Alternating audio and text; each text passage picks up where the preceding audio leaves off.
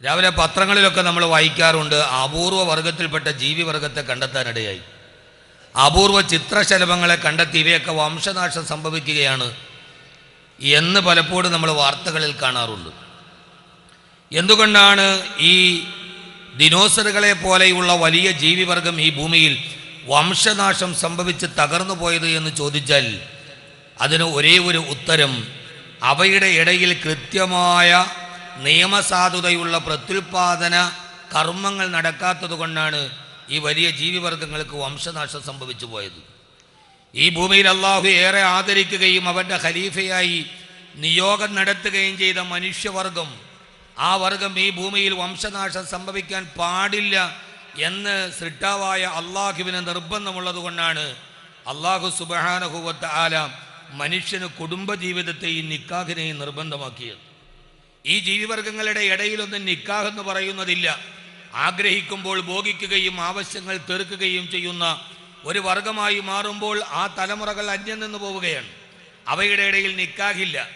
പണ്ടുകാലത്ത് പ്രശസ്തമായ ഒരു സിനിമാ ഗാനമുണ്ട്. ലൈവുണ്ടോ?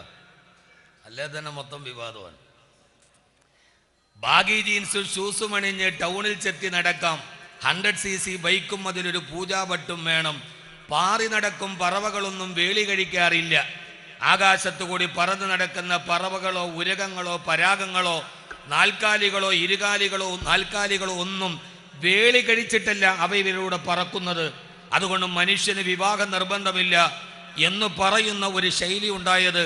അതിൻ്റെ ഏറ്റവും വലിയ അപകടം, ഇന്ന് നമ്മുടെ ക്യാമ്പസുകളിൽ അഭിപ്രായ സർവേ നടത്തിയതിൽ 80% പെൺകുട്ടികളും വിവാഹത്തെ അനുകൂലിക്കുന്നവരല്ല എന്ന ഭീതിതമായ കണക്കെടുപ്പിന് മുമ്പിൽ വിവാഹ ജീവിതമില്ലാതെ ലിവിൻ ടുഗദറോ ഒരു നിയന്ത്രിതമായ കുടുംബ വ്യവസ്ഥ ഇല്ലാതെ മനുഷ്യൻ ജീവിച്ചാൽ അവസാനം മനുഷ്യൻ എന്ന് പറയുന്ന രണ്ട് കാലിൽ നിവർന്നു നിൽക്കുന്ന ഹോമോസോപ്പിയൻ ജീവി ഈ ഭൂലോകത്തുണ്ടായിരുന്നു എന്നറിയണമെങ്കിൽ അവസാനം പ്രതിമകളെ ആശ്രയിക്കേണ്ടി വരും. വലക്കത് കറംനാ ബനി ആദം സന്തതികളെ ഞാൻ ബഹുമാനിച്ച എൻ്റെ മനുഷ്യൻ, അവൻ്റെ നിലനിൽപ്പ് ഭൂമിയുടെ നിലനിൽപ്പാണ്. ഹബീബായ റസൂലുള്ളാഹി സ്വല്ലല്ലാഹു അലൈഹി വസല്ലം പറയുന്നുണ്ട്, അവസാനം അല്ലാഹ് എന്ന് പറയുന്ന ഒരു വിശ്വാസി ഈ ഭൂമിയിലുള്ളിടത്തോളം കാലം ഈ ലോകം അവസാനിക്കുകയില്ല. പടച്ചവനെ തിരിച്ചറിയുന്ന ഒരു വിശ്വാസിയുടെ സാന്നിധ്യം ഈ പ്രപഞ്ച ലോകത്തിൻ്റെ നിലനിൽപ്പിന് ആധാരമാണെന്നിരിക്കെ അള്ളാഹു കുടുംബജീവിതത്തെ തന്നതിൻ്റെ ഏറ്റവും പ്രധാനപ്പെട്ട കാരണം, ഞാനിത് പറയാൻ പ്രധാനപ്പെട്ട ഒരു കാരണം, ഇത് കൗൺസിലിംഗ് ഇൻ സൈക്കോളജിയാണ്. എന്താണ് വൈവാഹിക ജീവിതത്തിൻ്റെ സൈക്കോളജി എന്ന് ചോദിച്ചാൽ ആണിനും പെണ്ണിനും പറയാനുള്ളത്, കൈകാലികൾക്ക് ചങ്ങലയിടുന്ന, എൻ്റെ ആവശ്യങ്ങൾക്ക് മറ്റൊരാളുടെ അനുമതി തേടേണ്ടി വരുന്ന, എൻ്റെ വികാര വിചാരങ്ങളുടെ വിക്ഷുബ്ധതയെ ഒതുക്കിപ്പിടിച്ച് ഞാൻ ഒരു 4 ചുവട്ടിൻ്റെ ഉള്ളിൽ ജീവിക്കേണ്ടി വരുന്നതാണ് വിവാഹം, അതുകൊണ്ട് എനിക്കത് വേണ്ട എന്ന് ന്യായമായി ഒരു പെൺകുട്ടി പറയുമ്പോൾ അവിടെ അതിനേക്കാൾ വലിയ സൈക്കോളജി, കുടുംബജീവിതത്തിൻ്റെ പുറകിൽ ഒരു സൈക്കോളജി ഉണ്ട്. ആ സൈക്കോളജി മനുഷ്യവർഗം ഈ ഭൂമി ലോകത്ത് നിലനിൽക്കണമെന്നതാണ്. അനോണിമസമായി ജനിക്കപ്പെടുന്ന ഏതോ പബ്ബുകളിലോ ഏതോ ബാറുകളുടെ പുറകിലോ ഏതൊക്കെയോ വേശ്യാലയങ്ങളിൽ പിറക്കപ്പെടുന്ന പെൺകുട്ടികളെ കൊണ്ട് ഫാദർലെസ് അമേരിക്ക എന്ന ഒരു പേര് തന്നെ അമേരിക്കയ്ക്ക് കിട്ടിയിട്ടുണ്ട്. അമേരിക്ക കിട്ടിയ പേര് ഫാദർലെസ് അമേരിക്ക എന്ന് മാത്രമല്ല, 0 സെക്സുമാണ്. അതിനോട് ആസക്തിയില്ലാതെ എല്ലാം ആസ്വദിച്ച് പുരുഷനും സ്ത്രീയും തമ്മിലുള്ള ബന്ധം കണ്ടാൽ ആകർഷിക്കപ്പെടാൻ കഴിയുന്ന വിധം സ്ത്രീ പുരുഷ ബന്ധത്തെ നിലനിന്നാൽ മാത്രമേ അവിടെ തലമുറകളുടെ പ്രജനനത്തിന്റെ പ്രവാഹമുണ്ടാവൂ. അങ്ങനെ ഇത്രമേൽ വലിയ സൈക്കോളജിയെ നിലനിർത്തിയിട്ടാണ് അള്ളാഹുവിന്റെ വിശുദ്ധമായ ഖുർആൻ എന്ന് പറഞ്ഞ് നിങ്ങളോട് നിക്കാഹിനെ കുടുംബജീവിതത്തെ അള്ളാഹു നിർബന്ധമാക്കിയത്. എന്നിട്ട് പടച്ചവൻ ആ വിശുദ്ധമായ ഇതിനെയെല്ലാം പറഞ്ഞ്, വളരെ പരിമിതമാണ് സമയം, റിയാസ് സാറിനെ പോലെയുള്ള ആളുകൾ പ്രസംഗിക്കാൻ ഇനിയുണ്ട്, അതുകൊണ്ട് ഞാൻ ദീർഘപ്രഭാഷണത്തിലേക്ക് പോകുന്നില്ല. ഖൈറുൽ കലാമി മക്കല്ല വദല്ല, അരോചകമാകും വിധം സുദീർഘമാവാത്ത അർത്ഥദ്യോതകവും ആശയസമ്പുഷ്ടവും അർത്ഥവൈപുല്യമുള്ള പ്രഭാഷണമാണ് അത്യുത്തമം എന്നാണ് ആപ്തവാക്യം. ഇത് തീരുമാനിച്ച പടച്ച തമ്പുരാൻ, എൻ്റെ പ്രിയപ്പെട്ട സഹോദരിമാർക്കറിയുമോ, അള്ളാഹു എത്ര മനോഹരമാണ്. വിശുദ്ധമായ ഖുർആനിൽ 114 അധ്യായങ്ങളുണ്ട്. അതിൽ ആദ്യത്തെ അധ്യായത്തിൻ്റെ പേര് സൂറത്തുൽ ഫാത്തിഹ, ഖുർആന്റെ പ്രവേശികയാണ്. അത് കഴിഞ്ഞാൽ രണ്ടാമത്തെ അധ്യായത്തിൻ്റെ പേര് അൽ ബക്കറ. ബക്കറ എന്ന് പറഞ്ഞാൽ നാൽക്കാലി. എൻ്റെ പ്രിയപ്പെട്ട സഹോദരിമാരോട് നിങ്ങൾ ഈ ആളുകളോട്, നിങ്ങളുടെ സഹോദരിമാരോട് നിങ്ങൾ കൗൺസിലിംഗ് ചെയ്യുമ്പോൾ ആദ്യം അവരോട് പറയണം, ഖുർആൻ നിങ്ങളെ എത്ര മനോഹരമായിട്ടാണ് ഒരു സ്ത്രീയെ വരച്ചിടുന്നത്. ആദ്യത്തേത് അൽ ബക്കറ, നാൽക്കാലി. എന്തുകൊണ്ടാണ് പടച്ചവൻ അത് പറഞ്ഞത്? ഖുർആനിന് ഒരു ചിട്ടയുണ്ട്. ഈ സൂറത്തുകൾ വെറുതെ വെച്ചതല്ല. ആദ്യത്തെ സൂറത്ത് ബക്കറ, നാൽക്കാലി. അവസാന സൂറത്ത് അന്നാസ്, മനുഷ്യൻ. ഓതാൻ തുടങ്ങിയാൽ നാൽക്കാലിയുടെ സ്വഭാവമാണെങ്കിൽ അന്നാസിൽ അവസാനിക്കുമ്പോൾ അവൻ പൂർണ്ണമായ മനുഷ്യനാവണം എന്നതാണ് ഖുർആനിന്റെ അധ്യായങ്ങളുടെ അടുക്കിന്റെയും ചിട്ടയുടെയും ക്രമത്തിന്റെയും ഒരടിസ്ഥാനം. അൽ ബക്കറ, നാൽക്കാലി. നമുക്ക് ആ ഖുർആനിനെ ഇങ്ങനെ ഒന്ന് വായിച്ചാലോ? വേറൊരു സൈക്കോളജിയിലൂടെ നമുക്ക് ഖുർആനിനെ ഒരു വായന നടത്തിയാലോ? നമ്മളാരും മുജത്തഹിദല്ല. എന്റെ ഗുരുനാഥന്മാരിരിക്കുന്ന സദസ്സിലാണ്. അൽ ബക്കറ, നാൽക്കാലി. നാൽക്കാലിയുടെ പ്രത്യേകത, നാൽക്കാലികൾക്ക് വിവാഹ ബന്ധമില്ല, നാൽക്കാലികൾക്ക് കുടുംബജീവിതമില്ല. അതുകൊണ്ട് മനുഷ്യ, നീ നാൽക്കാലിയെ പോലെ ആവരുത്, നിനക്കൊരു കുടുംബം ഉണ്ടാവണം. അതുകൊണ്ടാണ് അടുത്ത സൂറത്ത് ആലു ഇമ്രാൻ. ആലു ഇമ്രാൻ എന്ന് പറഞ്ഞാൽ ഇമ്രാന്റെ കുടുംബം. ആലു ഇമ്രാൻ, ഇമ്രാന്റെ കുടുംബം. ആ ഇമ്രാന്റെ കുടുംബത്തെ പോലെ, ഇമ്രാന്റെ പതിവ്രതയായ ഭാര്യ ഹന്നയെ പോലെ, ഹന്നയുടെ പാതിവൃത്യമുള്ള മകൾ ലം യംസസ്നി ബശറുൻ, പരപുരുഷ സ്പർശനം എന്റെ ശരീരത്തിൽ ഏറ്റിട്ടില്ലെന്ന് തന്റെ വ്യക്തിത്വം അടയാളപ്പെടുത്തിയ മറിയമിനെ പോലെ നിനക്കൊരു നല്ലൊരു കുടുംബം ഉണ്ടാവണം. അതുകൊണ്ട് ആലു ഇമ്രാൻ. ആലു ഇമ്ര കഴിഞ്ഞാൽ അടുത്ത അധ്യായത്തിന്റെ പേര് അന്നിസ. നിസ എന്ന് പറഞ്ഞാൽ സ്ത്രീകൾ. ഏത് കുടുംബത്തിന്റെയും ആധാരശില സ്ത്രീയാണ്. ഉമ്മ വാപ്പ എന്ന് പറയുന്ന ബന്ധം രക്തബന്ധമാണ്. പക്ഷേ ഭാര്യയും ഭർത്താവും തമ്മിലുള്ള ബന്ധം രക്തബന്ധമല്ല. നിന്നെ ഞാൻ തലാക്ക് ചൊല്ലി എന്ന് പറഞ്ഞാൽ അവിടെ അവസാനിക്കുന്ന ഒരു ബന്ധമേ ഉള്ളൂ. പക്ഷെ അള്ളാഹു പറയുകയാണ്, നിനക്ക് കിട്ടുന്ന എല്ലാ രക്തബന്ധങ്ങളും നൽകിയത് ഈ സ്ത്രീയാണ്. ഉമ്മയുണ്ടായത്, വാപ്പയുണ്ടായത്, എല്ലാ രക്തബന്ധങ്ങളുടെയും അടിസ്ഥാനം ഈ സ്ത്രീയിലൂടെയാണ്. അതുകൊണ്ടൊരു കുടുംബത്തിന്റെ ആധാരശീല സ്ത്രീയാണ്. അടുത്ത അധ്യായത്തിന്റെ പേര് അൽ മാഇദ, ഭക്ഷണത്തളിക. രാപകലില്ലാതെ അടുക്കളയിൽ അധ്വാനിക്കുന്ന ഒരു പെണ്ണ് വെച്ച് വിളമ്പിയ ഭക്ഷണമേശയ്ക്ക് ചുറ്റുമാണ് ഒരു കുടുംബത്തിന്റെ സൗഹാർദ്ദ വലയങ്ങളെ രൂപാന്തരപ്പെടുത്തിയെടുക്കേണ്ടതെന്ന് എത്ര മനോഹരമായിട്ടാണ് വിശുദ്ധമായ ഖുർആൻ ഒരു കുടുംബ ജീവിതത്തിന്റെ സൈക്കോളജിയെ നമ്മുടെ മുമ്പിൽ അവതരിപ്പിക്കുന്നത്. പിന്നെ എന്തുകൊണ്ട് നിങ്ങളതായിക്കൂടാ? വീണ്ടും വിശുദ്ധമായ ഖുർആൻ പറയുന്നുണ്ട്, അത്രമേൽ മനോഹരമായ ഒരു കുടുംബത്തിൽ മാത്രമേ നല്ല ഒരു തലമുറ, ഒരു കുടുംബത്തിന്റെ ഏറ്റവും പ്രധാനപ്പെട്ട ഒരു ലക്ഷ്യം എന്താ? വൈവാഹിക ജീവിതത്തിന്റെ ഏറ്റവും വലിയ ലക്ഷ്യത, കുടുംബ ജീവിതത്തിന്റെ ഏറ്റവും വലിയ ലക്ഷ്യത ആസ്വാദനമല്ല, തലമുറകളുടെ നിലനിൽപ്പാണ്. നിന്നിലൂടെ ഇനി തലമുറയുണ്ടാവണം. തലമുറകളെ കല്യാണം കഴിക്കണം എല്ലാത്തിനു വേണ്ടിയാണ്. ഇപ്പൊ ഇവിടെ 2-3 സഹോദര സമുദായത്തിൽപ്പെട്ട ആളുകൾ ഈ എടുക്കുന്നുണ്ട്. എന്തിനാണ് കല്യാണം? സന്തുട്ട ഭാര്യ ഭർത്രോ ഭാര്യോ തദൈവജ യസ്മിൻദേവ കുലേ നിത്യം കല്യാണം തത്ര വൈദ്രവം. നല്ല മനോഹരമായൊരു കുലവും ഗോത്രവും മക്കളും ഉണ്ടാവാനാണ് ഒരാൾ വിവാഹം കഴിക്കുക. ഖുർആൻ അതിന്റെ സൈക്കോളജിയെ രണ്ടായി പറയാൻ.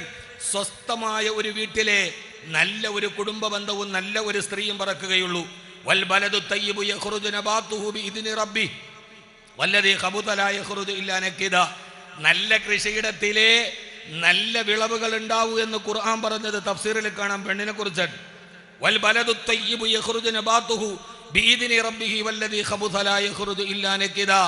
നല്ല കൃഷിയിടത്തിലെ നല്ല കൃഷിയുണ്ടാവൂ എന്ന് ഖുർആൻ പറഞ്ഞത് സ്ത്രീയെ കുറിച്ചിട്ടാണ്. ഒരു നല്ല കുടുംബാന്തരീക്ഷം ഉണ്ടാവണം. ആ കുടുംബത്തിന്റെ ഉള്ളിൽ നല്ല ഒരു സ്ത്രീ പറക്കപ്പെടും, നല്ല ഒരു പുരുഷൻ പറക്കപ്പെടും. അതുകൊണ്ട് നിങ്ങളുടെ കുടുംബം അത്രമേൽ നല്ല കൃഷിയിടമാവണം. ഏത് വിത്ത് കൊണ്ടുപോയിട്ടാലും നല്ല സുന്ദരമായി മുളപ്പിച്ച് പുഷ്പിച്ച് നിൽക്കാൻ കഴിയുന്ന ഒരന്തരീക്ഷം നിങ്ങളുടെ വീടിന്റെ ഉള്ളിൽ ഉണ്ടാവണം. അങ്ങനെ വീടിന്റെ ഉള്ളിൽ ഉണ്ടാകണമെങ്കിൽ അള്ളാഹു പറയുന്നത് നിങ്ങൾ ചിലന്തിയെ പോലെ ആവരുതെന്നാണ്. വിശുദ്ധമായ ഖുർആനിൽ ഒരു സൂറത്തുണ്ട്. ആ സൂറത്തിന്റെ പേരാണ് സൂറത്തുൽ അൻകബൂത്ത്. അൻകബൂത്ത് എന്ന് പറഞ്ഞാൽ ചിലന്തി. അങ്കബൂത്ത് എന്ന് പറഞ്ഞാൽ ചിലന്തി. അള്ളാഹു ഒരു അധ്യായത്തിന് പേര് വെച്ചത് ചിലന്തിയാണ്. എന്റെ പ്രിയപ്പെട്ട സഹോദരങ്ങളെ, സഹോദരിമാരെ, അതിലൊരായത്തുണ്ട്, മസലുല്ലദീന ഇത്തഖദൂ മിൻ ദൂനില്ലാഹി ഔലിയാ കമസലിൽ അൻകബൂത്ത് ഇത്തഖദതു ബൈത. അല്ലാഹു അല്ലാത്ത ആളുകളെ ആരാധിക്കുന്ന ആളുകളുടെ ഉപമ കമസലിൽ അൻകബൂത്ത്, ചിലന്തിയെ പോലെയാണ്. എന്താണ് ചിലന്തിയുടെ പ്രത്യേകത? ഇത്തഖദതു ബൈത. ആ ചിലന്തി ഒരു വീടുണ്ടാക്കി. ഇന്ന ഔഹനൽ ബുയൂത്തി ലബൈത്തുൽ അൻകബൂത്ത്. ലോകത്തിലെ ഏറ്റവും ദുർബലമായ വീട് ചിലന്തിയുടെ വീടാണ്, ചിലന്തിയുടെ അന്തരീക്ഷമാണ്. എന്തുകൊണ്ടാണ് ചിലന്തിയുടെ വീട് ദുർബലമാണെന്ന് ഖുർആൻ പറഞ്ഞത്? എന്തുകൊണ്ടാണ് ചിലന്തിയുടെ വീട് ദുർബലമാണെന്ന് നാം പറയുന്നത്? നമുക്കറിയാം ചെലന്തിയുടെ വീട് ഒരു മരക്കൊമ്പിലോ ഒരു ഗുഹാമുഖത്തോ ഇരുന്ന് തൻ്റെ ശരീരത്തിൽ നിന്ന് വരുന്ന പശ ഉപയോഗിച്ച് ഒരു സെമിറ്റിക് എഞ്ചിനീയറിൻ്റെ ശില്പചാതുര്യ വൈദഗ്ധ്യത്തെ പോലും തോക്കുന്ന രീതിയിൽ നൊടിയിടകൾക്കുള്ളിൽ ഇഴകൾ കൊണ്ട് വളരെ മനോഹരമായൊരു വീടുണ്ടാക്കുന്ന ചെലന്തി, ആ ചെലന്തിയുടെ വലയുടെ ഇടയിലെ ഇഴകളുടെ ഇടയിൽ പോലും സമീകൃതമായ അകലമാണ്. ഒരു ജാമിതീയ കണക്കുകളെ തോൽപ്പിക്കുന്ന രീതിയിൽ ഇടയടകളുടെ ഇടയിൽ സമീകൃതമായ അകലത്തിലുണ്ടാക്കുന്ന ചെലന്തിയുടെ വീട് എത്രമേൽ മനോഹരമാണ് ചെലന്തിയുടെ വീട്. പക്ഷേ കാറ്റൊന്നടിച്ചാൽ വിരലിൻ്റെ അഗ്രഭാഗമൊന്ന് തൊട്ടിയാൽ ഒരു സ്വപ്ന സാഫല്യമായി ചെലന്തി വച്ച ആ വീട് മുഴുവനും നശിച്ചു പോകും. അതുകൊണ്ടാണ് ഇന്ന ഔഹനൽ ബുയൂത്തി ലബൈത്തുല്ലങ്കബൂത്ത്, ചെലന്തിയുടെ വീട് ദുർബലമാണെന്ന് പറഞ്ഞത് എന്നാണ് നമ്മൾ ധരിച്ചത്. അല്ല, ഖുർആനിന് അതിനൊരു വലിയൊരു കാഴ്ചപ്പാടുണ്ട്. നമ്മൾ ഉദ്ദേശിക്കുന്ന കാഴ്ചപ്പാടല്ല. മഹാനായ വിശുദ്ധമായ ഖുർആൻ ഒരു നിലപാടുണ്ട്. അവിടെ പറയുന്നത് ഇത്തഖദത്തു ബൈത്ത, ആ വീടുണ്ടാക്കിയത് പെൺചലന്തിയാണ്. ചെലന്തിയുടെ വീടുണ്ടാക്കുന്നത് പെൺചിലന്തിയാണ്. ഈ വിശുദ്ധ ഖുർആനിനെ എത്രമേൽ മനോഹരമായി നിങ്ങൾക്ക് സമീപിക്കാൻ പറ്റും. ഫീലിൽ താവ് വന്നാൽ ഇത്തഖദത്ത് ബൈത്ത, ഇത്തഖദ ബൈത്ത എന്ന് പറഞ്ഞാൽ ആൺചലന്തിയാണ്. താവ് വന്നാൽ പണ്ട് മീസാനും അവാബിൽ ഓതുന്ന സമയത്ത് ഈ ലമീർ ദറഹു അസീസ്ബാത്ത് എന്ന് പറഞ്ഞ് എന്തിനാ ഇടങ്ങേറാക്കിയിട്ട് നമ്മളെ ഇടങ്ങേറാക്കണമെന്ന് പലപ്പോഴും ഉസ്താദ്മാരോട് തോന്നിയിട്ടുണ്ട്. പിന്നീടാണ് നമുക്കത് മനസ്സിലാവുക എത്രമേൽ മനോഹരമാണ്. ഇത്തഖദത്തു ബൈത്ത, താവ് ഉള്ളത് കൊണ്ട് ഫീലിൽ താവ് വന്നാൽ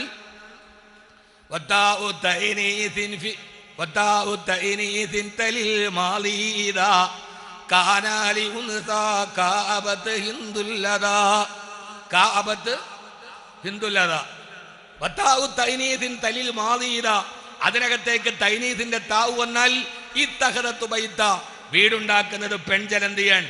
എന്റെ പ്രിയപ്പെട്ട സഹോദരിമാരെ, ചെലന്തിയുടെ വീടുണ്ടാക്കുന്നത് പെൺചലന്തിയാണ്.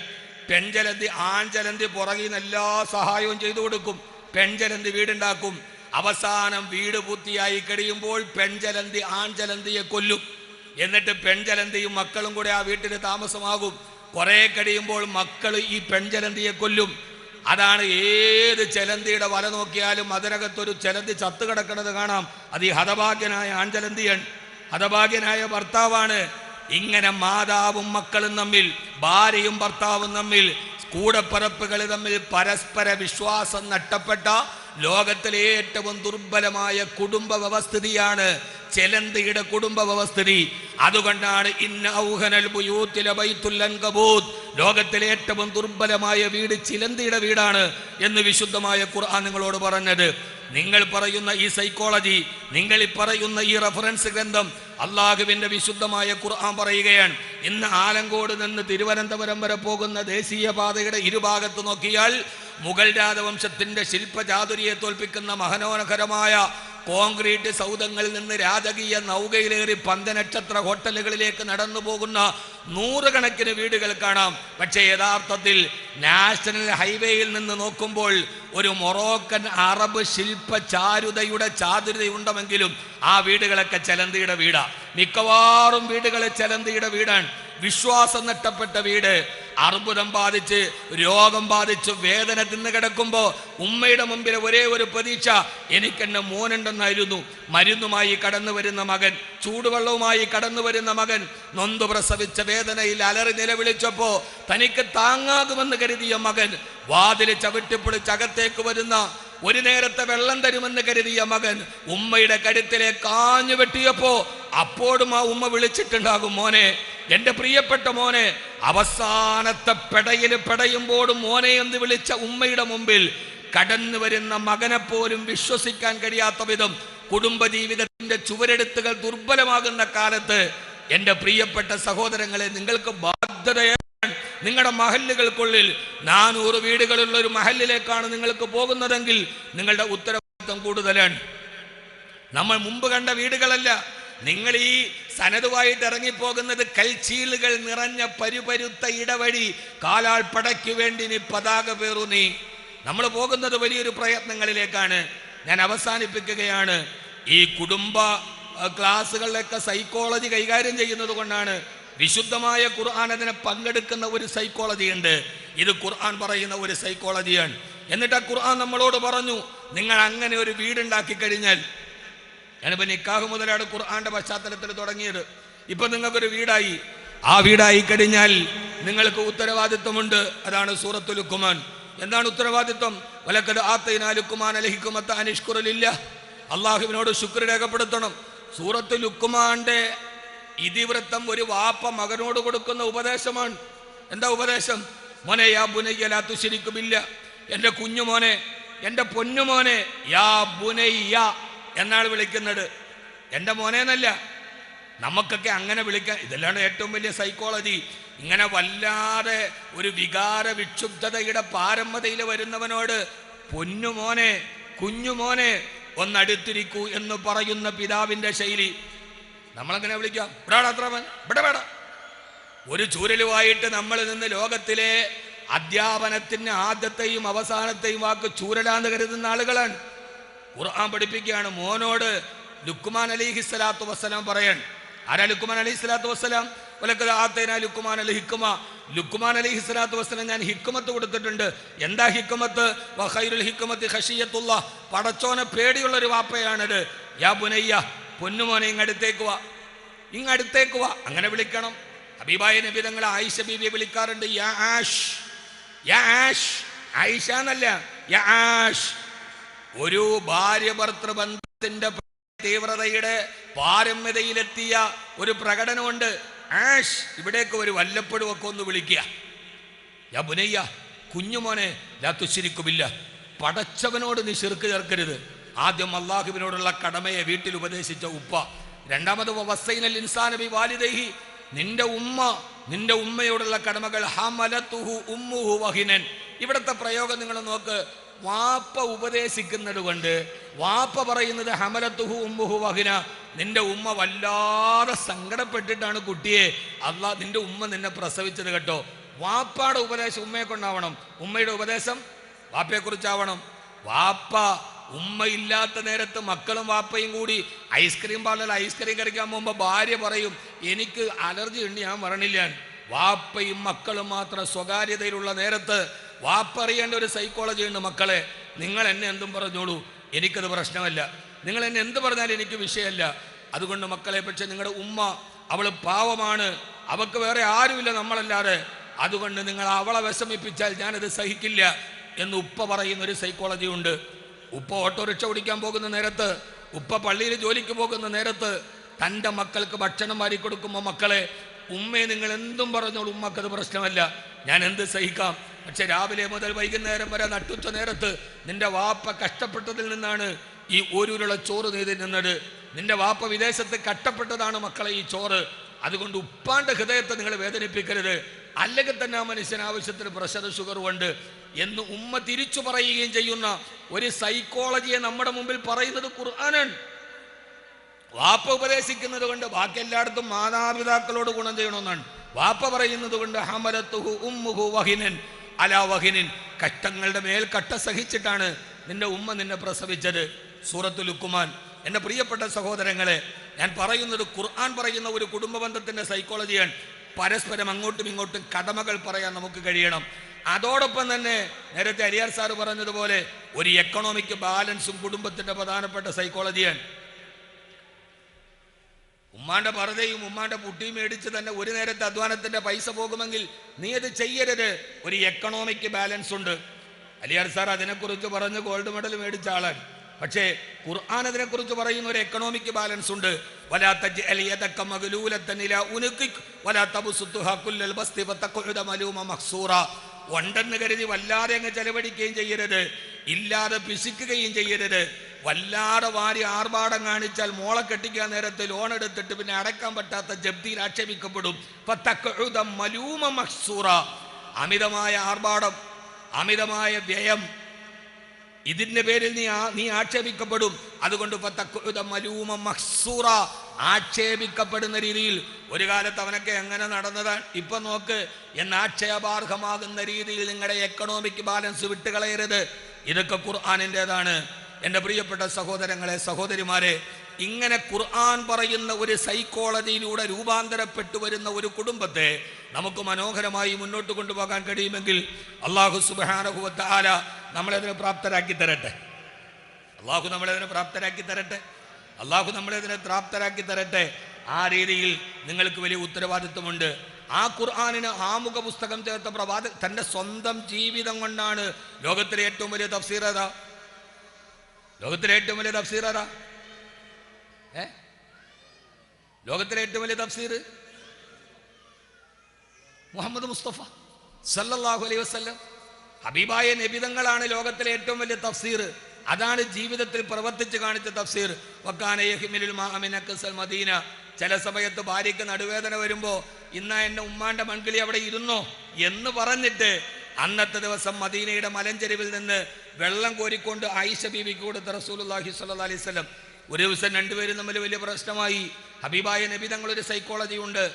ആ പ്രവാചകൻ ഒരു തഫ്സീർ കൊടുക്കാൻ രണ്ടുപേരും തമ്മിൽ പ്രശ്നമായി. രണ്ടുപേരും തമ്മിൽ മിണ്ടാട്ടമില്ല. അവരങ്ങോട്ടും ഇങ്ങോട്ടും ഭാര്യയും ഭർത്താവും തമ്മിൽ പിണക്കം ഉണ്ടായാൽ പിന്നെ 3 ദിവസത്തേക്ക് ഫിത്രത്തിന്റെ കാലഘട്ടമാണ്. ഇവരെ തമ്മിൽ അങ്ങോട്ടും ഇങ്ങോട്ടും മിണ്ടൂല. ഇടയ്ക്കിടയ്ക്ക് മേശയുടെ മുകളിൽ ഗ്ലാസ് ഇങ്ങനെ ഇരിക്കണ ഒരു സൗണ്ട് കേൾക്കാം. എന്ന് പറഞ്ഞാൽ ചായ വന്നു എന്നാണ്. മേശയുടെ മുകളിൽ ഗ്ലാസ് ശബ്ദത്തോടെ ഇരിക്കും. ആ സമയത്ത് അതിൻ്റെ അർത്ഥം ചായ വന്നു എന്നാണ്. പിണങ്ങണതിന് മുമ്പ് ചായ എടുത്ത് വെച്ചിട്ടുണ്ട്. അപ്പുറത്ത് ചില സമയത്ത് അടുക്കളയിൽ തവിയെടുത്ത് അങ്ങോട്ട്, ഗ്ലാസ് എടുത്ത് ഇങ്ങോട്ട്, പാത്രം എടുത്ത് താഴെ ഒരു ജഗ പുകയാണ് എന്ന് പറഞ്ഞാൽ ഹാല് മാറിയിരിക്കുകയാണ്, അങ്ങോട്ട് പോകണ്ടെന്ന് അതിൻ്റെ അർത്ഥം. ഈ 3 ദിവസം ഇവർ തമ്മിൽ പിണങ്ങി. റസൂലുള്ളാഹി സ്വല്ലല്ലാഹി അലൈഹി വസല്ലം പറഞ്ഞു, ആയിഷ ഇങ്ങനെ പിണങ്ങിയിരുന്നാൽ, രണ്ടുപേരും മിണ്ടാണ്ടിരുന്നാൽ, എൻ്റെ പൊന്നു സഹോദരിമാരെയും മിണ്ടാതിരുന്നിട്ട് എന്ത് കാര്യം? ഒന്നുകിൽ പിണങ്ങാം, പക്ഷെ ഇണങ്ങാൻ പഠിച്ചിട്ടേ പിണങ്ങാവും. ഇല്ലെങ്കിൽ പിണങ്ങരുത്, പിണക്കം നീണ്ടുപോകും. ഇനി 3 ദിവസം മിണ്ടാതിരുന്നാൽ പിന്നെ 3 ദിവസം തിരിച്ചു കിട്ടും.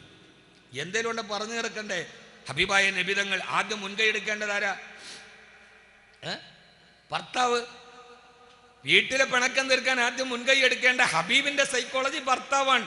ഞാൻ അന ഖൈറും മിൻക, നിങ്ങളെക്കാൾ ഉത്തമൻ ഞാനാന്ന് പറഞ്ഞ് ഗിരിരാജൻ കോഴിയെ പോലെ നമ്മളങ്ങനെ നിൽക്കലല്ല. ആയിഷ ബീവിയോട് ചോദിച്ചു, ആയിഷ ഇങ്ങനെ മിണ്ടാതിരുന്നാൽ എങ്ങനെയാണ്? നമുക്ക് ഈ പ്രശ്നം ഒന്ന് പറഞ്ഞു തീർക്കണ്ടേ? അപ്പൊ ആയിഷ ബീവി ഈ പട്ടനമൂത്രം മരുന്നിന് ചോദിച്ചാൽ മണ്ണിലെ പിടുക്കത്തുള്ളൂ എന്ന് പറഞ്ഞ മാതിരിയാ. അങ്ങോട്ട് നമ്മൾ പിണക്കം തീർക്കാൻ വേണ്ടി വിളിച്ചാൽ പിന്നെ ഇത് അർശിന്റെ മുകളിലോട്ട് കയറും. അപ്പൊ ആയിഷ ബീവി പറഞ്ഞു, അപ്പൊ അള്ളാന്റെ റസൂൽ ചോദിച്ചു, നീ ഒരു കാര്യം ചെയ്യ ആയിഷ, അങ്ങനെയാണെങ്കിൽ നമുക്കിടയിൽ ഒരു മധ്യസ്ഥനെ കൊണ്ടുവരാം, അബൂ ഉബൈദത്തിൽ ജറാഹിനെ കൊണ്ടുവന്നാലോ? അപ്പൊ ആയിഷ ബീവി പറഞ്ഞു, അത് വേണ്ട നബി, അബൂ ഉബൈദ നിങ്ങളുടെ ആളാണ്, അത് വേണ്ട, ആ പരിപാടി വീട്ടിലിരിക്കട്ടെ. അബൂ ഉബൈദ, ഞാൻ നാടൻ ഭാഷയിൽ പറയാൻ, ആയിഷ ബീവി പറയണ പരിപാടി ആയിഷ ബീവി പറയുന്നുണ്ട്, വേണ്ട, ആ സമയത്ത് അബൂ ഉബൈദ നിങ്ങളുടെ ആളാണ്, അതുകൊണ്ട് വേണ്ട, നിങ്ങളുടെ സൈഡേ നിൽക്കുള്ളൂ, നിങ്ങളുടെ വലിയ സഹാബിയല്ലേ, നിങ്ങളുടെ ഫാൻസ് അല്ലേ, നിങ്ങളുടെ വേർപ്പ് തുള്ളി ശേഖരിക്കാൻ നിൽക്കുന്ന ആളുകളല്ലേ, പിന്നെ എങ്ങനെ എൻ്റെ കൂടെ നിൽക്കുക? അപ്പൊ അല്ലാഹുവിന്റെ റസൂലുള്ളാഹി, ആയിഷ എന്നാ എനിക്ക് നിനക്ക് സ്വീകാര്യനായ ഒരാളെ കൊണ്ടുവരാം. ആരാണ്? നിന്റെ വാപ്പ സിദ്ദീഖ് അബൂബക്കർ റളിയല്ലാഹു കൊണ്ടുവരാം. അപ്പൊ ആയിഷ ബീവിക്ക് സന്തോഷം. ഏതായാലും ഉപ്പ മോളുടെ കൂടെ അല്ലേ നിൽക്കൂ, ഉപ്പായും മോളും തമ്മിലാണല്ലോ ഒരു കെമിസ്ട്രി. അങ്ങനെ രണ്ടുപേരും വന്നു. നിങ്ങൾക്കെല്ലാം ചരിത്രം അറിയാം. അവസാനം അള്ളാഹുവിന്റെ റസൂൽ പറഞ്ഞു, ആയിഷ പറയാൻ തുടങ്ങിക്കോളൂ. ആയിഷ ബീവി പറഞ്ഞു, വേണ്ട, ആദ്യം നിങ്ങൾ പറ, രണ്ടാമത് ഞാൻ പറയാം. കാരണം ആദ്യം നിങ്ങൾ പറയുകയും രണ്ടാമത് നിങ്ങൾ പറയുകയും ചെയ്താൽ നിങ്ങൾ അടിച്ചിരുത്തി കളയും. നിങ്ങൾ വലിയ പ്രാസംഗികനാണ്, നിങ്ങൾ വലിയ വാത് പറയുന്ന ആളാണ്. ഞാൻ ആദ്യം പറഞ്ഞ രണ്ടാമത്തെ നിങ്ങളുടെ ഭാഗ്യം പറഞ്ഞാൽ ആദ്യം പറഞ്ഞത് അടിയിൽ പോകും. അതുകൊണ്ട് വേണ്ട. അവസാനം ആയിഷ ബീവി പറയാൻ തുടങ്ങി. അള്ളാഹുവിന്റെ റസൂൽ ഇങ്ങനെ പറയാൻ തുടങ്ങി. ആയിഷ അങ്ങനെയാണ്, ചെറിയ ചെറിയ കൊച്ചു കാര്യങ്ങൾ. അവൾ ചില സമയത്ത് പത്തിരി തരൂല, പത്തിരി കുഴയ്ക്കാൻ വേണ്ടി പോയിട്ടിരുന്ന് ഉറങ്ങിപ്പോകും. അങ്ങനെയൊക്കെ ഉണ്ടായിട്ടുണ്ട്. പത്തിരിയുടെ മാവും കുഴച്ച മാവും പിടിച്ച് ഉറങ്ങിയിട്ടുണ്ട്. അതുകൊണ്ട് ആയിഷ ബീവിയുടെ ഓരോ ചെറിയ ചെറിയ കാര്യം പറഞ്ഞു. ഇതൊക്കെ കേട്ടപ്പോൾ അടുക്കളയിൽ ഇരുന്നിട്ട് ആയിഷ ബീവി പറഞ്ഞു, നബിയെ പറയണതൊക്കെ കൊള്ളാം, പക്ഷേ ലാഖൂലു ഇല്ലൽ ഹഖ, എന്നെ കുറിച്ച് ഉള്ളതേ പറയാവൂ, എന്നെ കുറിച്ച് വേണ്ടാത്ത വർത്താനം എൻ്റെ വാപ്പായോട് പറയരുത്. ഇത് കേട്ട സിദ്ദീഖ് റളിയല്ലാഹു അൻഹു ചാടി എഴുന്നേറ്റു. ആയിഷ ബീവിയുടെ കരണത്തൊരടി ആഞ്ഞടിച്ചു. മഹദി കറങ്ങി നേരെ ഹബീബായ നബി തങ്ങളുടെ കാൽക്കൽ വന്ന് വീണു. നമ്മൾ അലമാര തുറക്കുമ്പം ഈ ഡ്രസ്സ് വന്നിട്ട് നേരെ കാലി വന്ന് വീഴുമല്ലോ അമ്മ, അങ്ങനെ നമ്മുടെ അലമാര തുറഞ്ഞ ഉള്ള ഡ്രസ്സെല്ലാം നമ്മുടെ കാൽക്കൽ വീഴും. ഒരടി കൊടുത്തു. ഹബീബായ നബി തങ്ങളുടെ കാൽക്കൽ വന്ന് ആയിഷ ബീബി റളിയല്ലാഹു തആല അൻഹ വീണു. ആയിഷ ബീവിയുടെ മൂക്ക് പൊട്ടി, രക്തമൊലിച്ചു. ആ സമയത്താണ് ലോകത്തിന്റെ ഏറ്റവും വലിയ സൈക്കോളജിസ്റ്റ്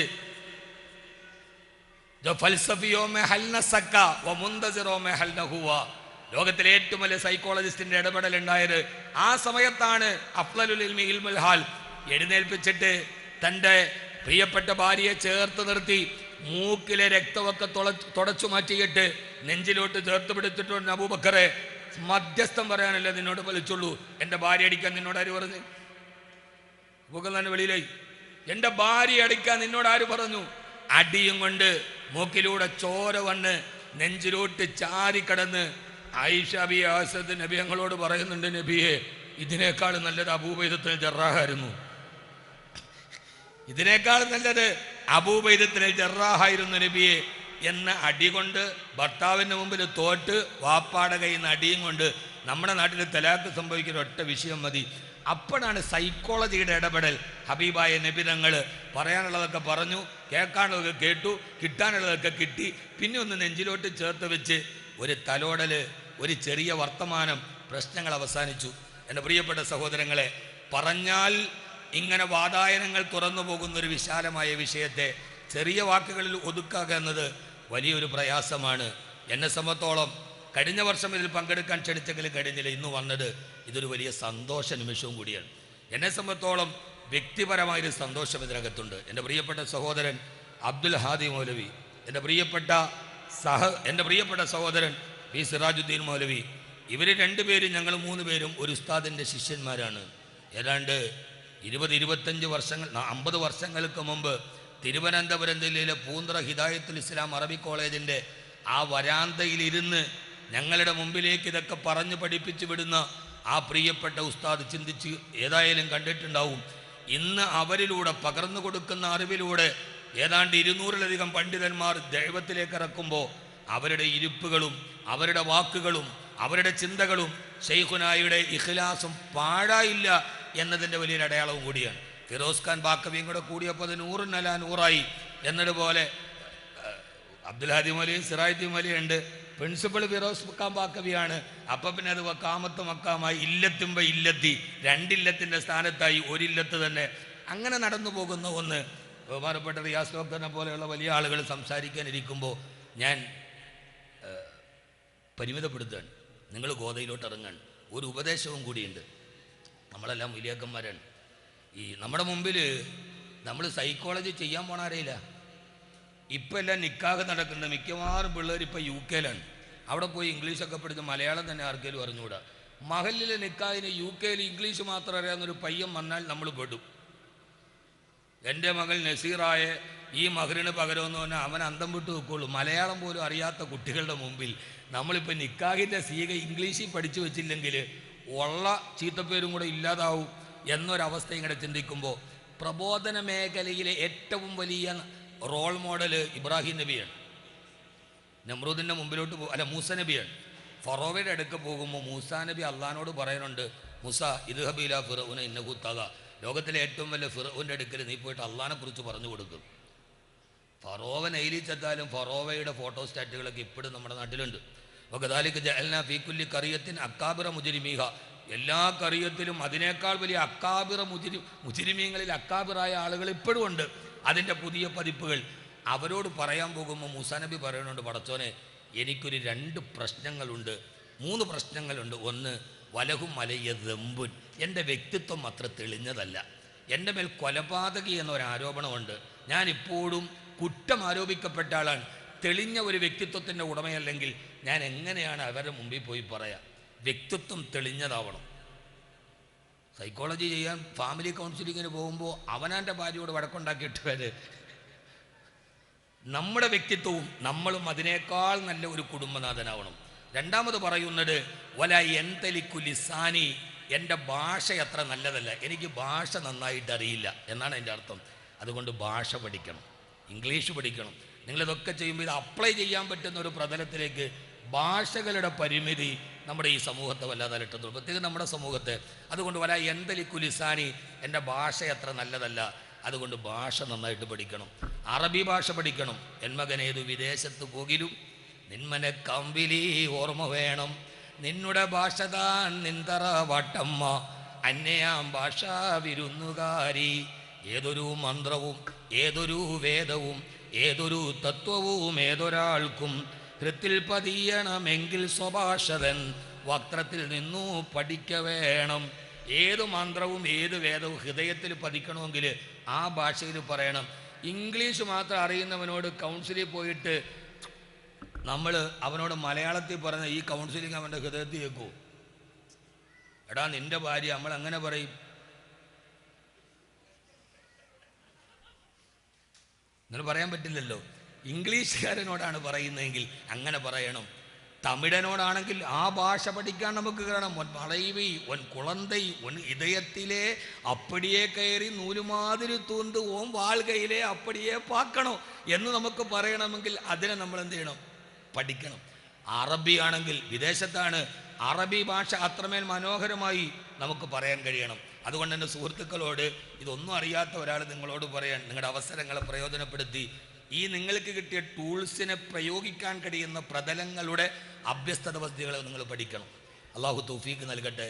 മൂന്നാമത് പറഞ്ഞ ആശങ്ക ലീക്കു സദരി, എൻ്റെ ഹൃദയത്തിന് തീരെ വിശാലതയില്ലെന്നാണ്.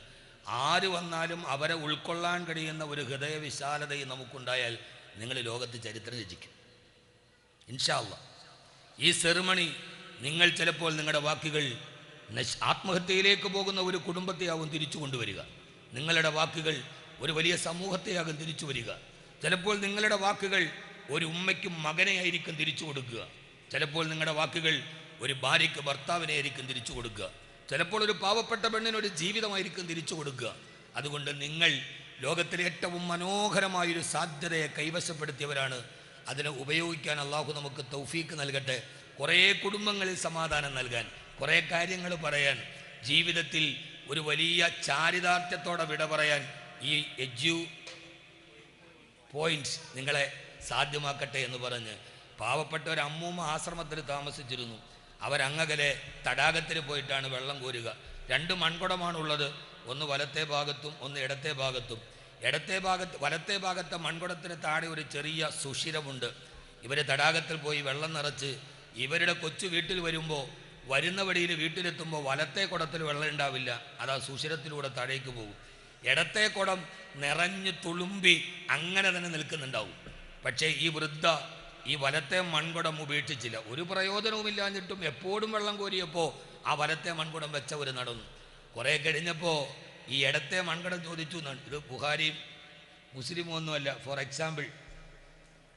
അപ്പോൾ ഇടത്തെ ഭാഗത്തെ മൺകുടം ചോദിച്ചു എന്നാണ്, എന്തിനാണ് ഈ പാഴായ വലത്തെ മൺകുടത്തെ നിങ്ങൾ ഇങ്ങനെ ഭാരം ചുമക്കണത്?